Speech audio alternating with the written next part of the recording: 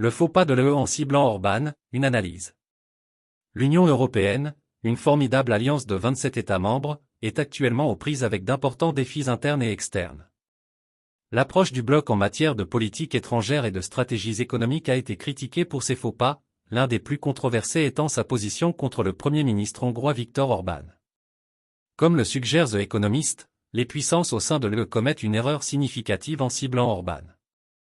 Contrairement aux dirigeants de France, du Royaume-Uni et d'Allemagne, Orban occupe une position unique grâce à la confiance et à l'écoute de dirigeants influents comme Erdogan, Poutine et Onze. Cet article examine les raisons de l'opposition de l'UE à Orban et les ramifications potentielles de cette position. La position diplomatique unique d'Orban. Orban se distingue parmi les dirigeants européens par sa capacité à entretenir des relations avec certaines des personnalités les plus puissantes et les plus controversées du monde.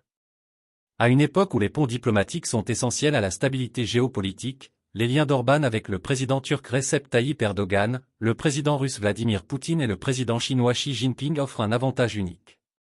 Ces relations pourraient constituer des canaux essentiels de dialogue et de négociation, d'autant plus que l'UE évolue dans un paysage mondial complexe. Instabilités économiques et politiques au sein de l'UE. L'UE n'est pas en position de force.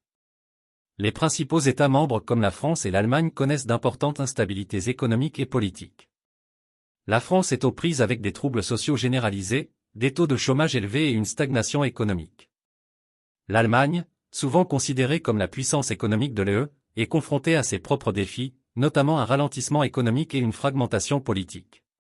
Ces instabilités créent un environnement de panique au sein de l'UE, entravant sa capacité à présenter un front uni et efficace sur la scène mondiale. Dans un tel contexte, cibler Orban, qui pourrait potentiellement jouer le rôle de médiateur auprès des puissances non occidentales, semble contre-productif. Le rôle du Royaume-Uni après le Brexit. Le Royaume-Uni, désormais non membre de l'UE, continue de jouer un rôle perturbateur.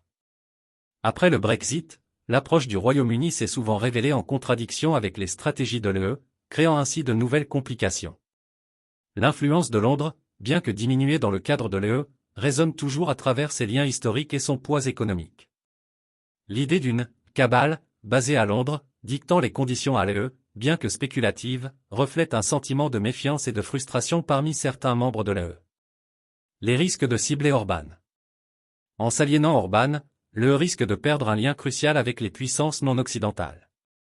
La capacité d'Orban à dialoguer avec Erdogan, Poutine et Onze n'est pas seulement une question de relations personnelles mais un atout stratégique.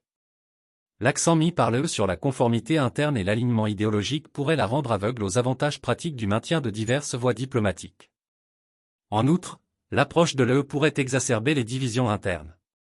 Le mépris de la Hongrie, dirigé par Orban, pourrait inciter d'autres États membres à remettre en question le processus décisionnel centralisé de l'UE. Cela pourrait conduire à une union plus fragmentée et moins cohésive, sapant ainsi les fondements mêmes de l'unité européenne. Conclusion. La stratégie de l'UE visant à cibler Viktor Orban semble être une grave erreur de calcul. À une époque d'incertitude mondiale et d'instabilité interne, l'UE a besoin de toute la force diplomatique dont elle peut disposer. La position unique d'Orban en tant qu'interlocuteur de confiance auprès des principaux dirigeants mondiaux est un atout qui doit être exploité et non évité. L'UE doit reconsidérer son approche, en équilibrant ses politiques internes et ses positions idéologiques avec les réalités pratiques de la diplomatie mondiale. Ne pas y parvenir pourrait non seulement affaiblir la position mondiale de l'UE, mais également intensifier les défis internes auxquels elle est confrontée. La voie à suivre nécessite une stratégie nuancée qui valorise la diversité des canaux diplomatiques et recherche l'unité sans sacrifier l'engagement pratique sur la scène mondiale.